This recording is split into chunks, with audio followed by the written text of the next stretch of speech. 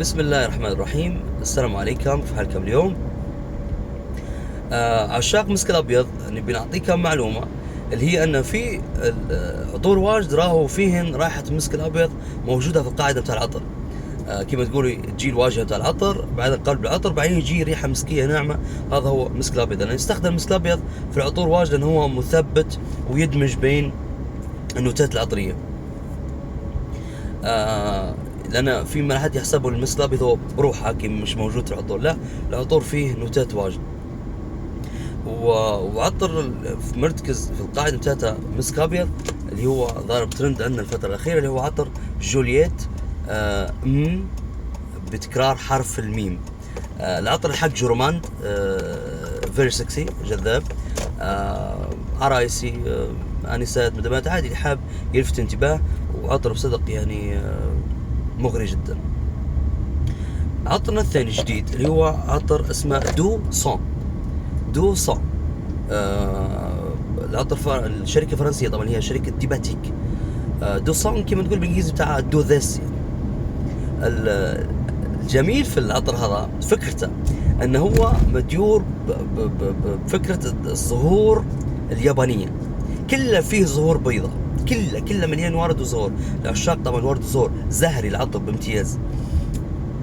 عشان يخطر في بالك دايما الزهور هنا بس زهور يابانيه، يعني كلنا في اليابان وكي. ومسمينها دوسون. الشركه ديباتيك هذه مميزه جدا صدق، انا نحب الشركه هذه لان هي تعتبر حتى اول شركه في العالم تدير شركه مستقله بالعطور، تصنع في عطور بس، يعني تصاميم عطور وعطور، مش يعني مش كيف الشركات الاخرى فيهن ملابس وازياء ما ازياء واكسسوارات وكازوماتيك وكي. لا، هذه عطور بس، اول شركه تتخصص في المجال هذا. اللي بنحكي في حاجه ثانيه، الجماعه اللي ياخذوا في العطر المكرشم، او اللي هو يقولوا عليه عطر اصلي.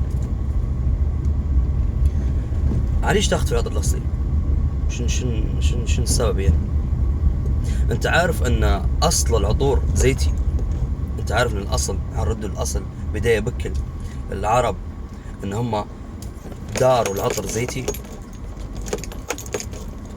بدايته زيتي كله، حتى اللي هو المكرشم اصلي زيتي، ما فيش كلام. لكن كيف قعد بالسعر هذا، وكيف ان الناس وانا واخذ عطر بسعر كذا، والشركه جو ابل بتاع ينفشك بالماركه وكذا. راهم العطور المكرشمه، العطور الاصليه تقول عليهن، اول شيء يبيع لك في العلامه التجاريه مبدئيا، شانيل، جوتشي، سان لوران، عشان يخطر في بالك يبيع لك في العلامه التجاريه هذه، حقه قاعده في الشيشه ما فيهاش كيف. ثاني شيء العطور بتاعتهم غاليه جدا. ليش؟ عشان عندهم ضرائب، وعندهم يعني كما تقول الدول الاوروبيه الضرائب هذينا في الحاجات الرفاهيه، كما تقولوا دبل، لان حاجات رفاهيه ما هيش حاجه اساسيه. فشنو نشلطك في ضرائب، ناخذ منك واجبك، عشان هيك يعلوا في السعر عشان توفي معاهم. حاجه اخرى، الشيشه، ما تنسبش الشيشه مكلفه، يدير لك في اكسسوار، يدير لك في نيد، يدير لك في سمك القزازه، مش عارف شنو انت عينك ترغبها وكذا. اما الزيت اللي جوا في حد ذاتها والمواد ما يكلفنش بكل. انتوا عارفين ان في زيوت الكيميكال هذينا، الزيوت اللي تعامل بين شركه فرنسي، عارفين ان في منهن درجات يغلبن هذا بمراحل بكل.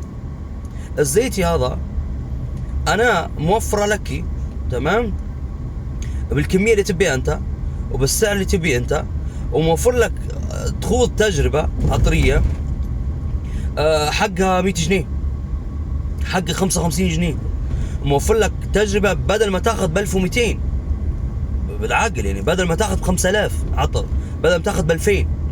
وعلى فكره الزيتي اقوى في الرائحه، اقوى واكثر في الثبات. في زيوت واجد بكل من شركات خلك من انه هو ياخذ في الدرجه ضعيفه بكل، لانه هو زيوت درجات. في زيوت هو درجته النقيه افضل 100,000 مره من المكرشم اللي تقول عليه الاصلي.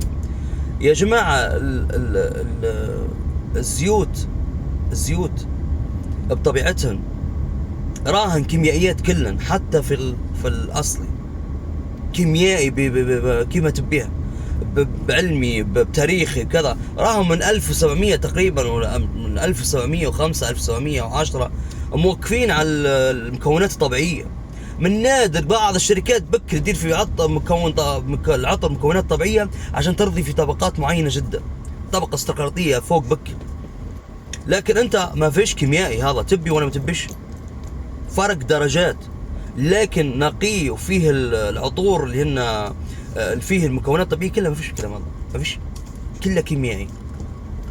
لأن موقفين على المسك الغزال، موقفين على الزهور واخذتهن حماية البيئة، حماية حيوان، حماية كذا. كل المنظمات هنا حاضرين الشيء هذا. ما تقدرش تجي تاخذ حاجة طبيعية تقدرها، عادي عندك شغل مختبرات كيميائي. الناس تقول لا عطر هذا مكونات طبيعية ومسبب حساسية، لا، العطور الكيميائية مواصفات عالمية، هذا هو اللي مسبب حساسية، أموره تمام جدا. وحنكمل لكم إن شاء الله فيديو جاي.